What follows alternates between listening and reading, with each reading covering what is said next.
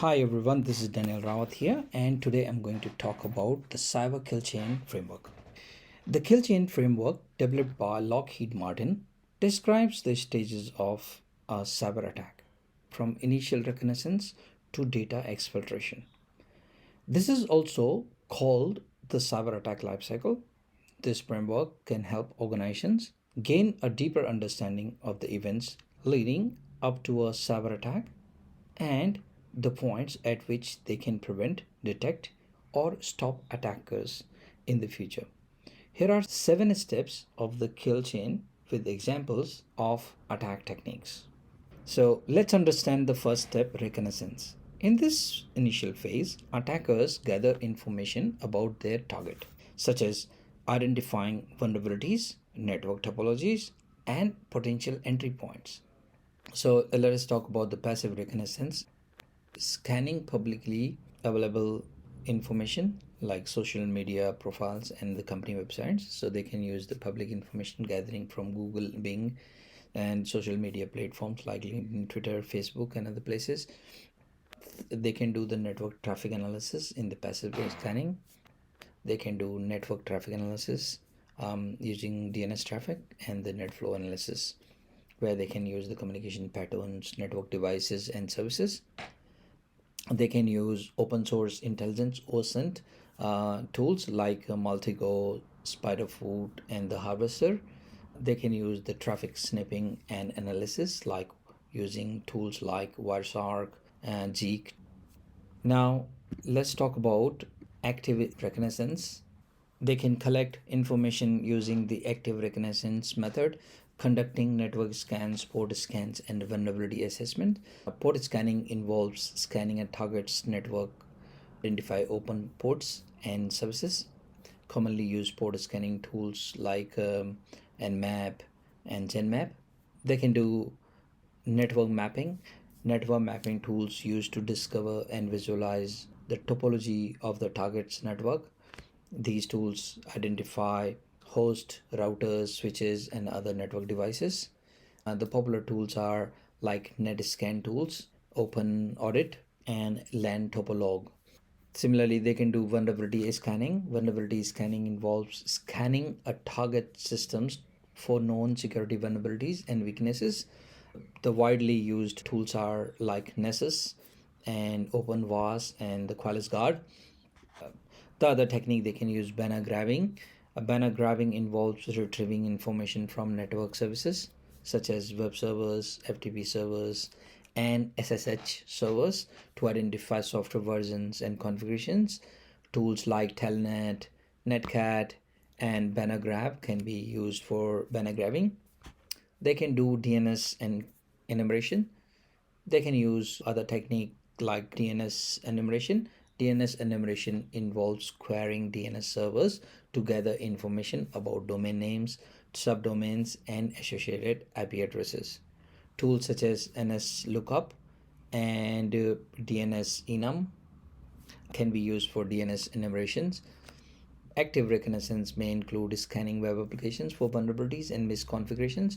Web application scanning to web application scanning tools such as Burpsuite, OWASP-ZAP, and Acunetics can be used to identify common web vulnerabilities, including SQL injections, cross-site scripting accesses, and insecure server configurations. Now, let's talk about the second step of the Cyber Kill Chain framework is weaponization. In this phase, attackers create or acquire malicious tools and payload to exploit vulnerabilities. First example is crafting malware. It's like developing malicious software such as a ransomware, trojans, or exploit kit tailored to target specific vulnerabilities. So that's the first one. Second one is weaponizing documents. Weaponizing documents is like embedding malicious code or macros into documents such as Word or PDF files to deliver malware when opened. The icon is looking like a document or a PDF file, but whereas the executable code is a malware in the backend. Now the third step is delivery. Attacker deliver the weaponized payload to the target environment through various methods like phishing emails or drive-by downloads. In phishing emails, so I can just add it. There are various delivery techniques like phishing emails. So phishing emails, sending deceptive emails containing malicious attachments or links to download malware.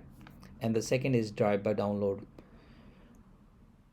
hosting malicious code on compromised websites that infect visitors' system when they visit the sites. So that's also drive-by downloads.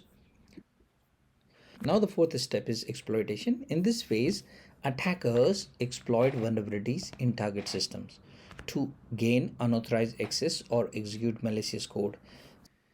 So, for example, exploiting software vulnerabilities, leveraging known or zero vulnerabilities in operating system, applications, or network services includes in exploiting software vulnerabilities. Next is brute force attack. Brute force attack is attempting to guess passwords or authentication credentials to gain access to system or accounts. So that's the exploitation part. Now the fifth step is installation. Once access is granted, attacker establishes a foothold within a target environment and deploy persistence backdoors or remote access tools. One of the examples of installation is remote access trojans, that's called RATs, installing malware that allows attackers to control compromised system remotely. And the second one is backdoor, uh, creating hidden entry points or accounts that provide ongoing access to compromised systems. Now the sixth step is command and control. Attackers establish communication channel with compromised systems to remotely control them and exfiltrate data. Now let's talk about the examples of using command and control servers. Communicating with compromised systems through centralized servers controlled by attackers. Now the second one is covert channels, using alternative communication method such as DNS or HTTP to avoid detection by security controls. Now, the seventh and the final phase is attackers achieve their goals, which may include data theft, destruction, or disruption of operations. So, the example includes the data exfiltration, like stealing sensitive information such as intellectual property, financial data, or personally identifiable information. Second example is ransomware encryption, encrypting files on targeted systems and demanding payment for decryption keys. By understanding the stages of kill chain and associated attack techniques, organizations can better defend against and mitigate the impact of cyber attacks. Implementing proactive security measures such as threat intelligence, network segmentation, and user awareness training can help disrupt attacks at various stages of the kill chain. That's all from me now. Please give it a thumbs up and leave comments below if you are looking for any specific topic on YouTube. I'm happy to provide a video series on that topic soon. Now, if you haven't subscribed already, please consider subscribing for more learning videos in the future. Thank you for listening.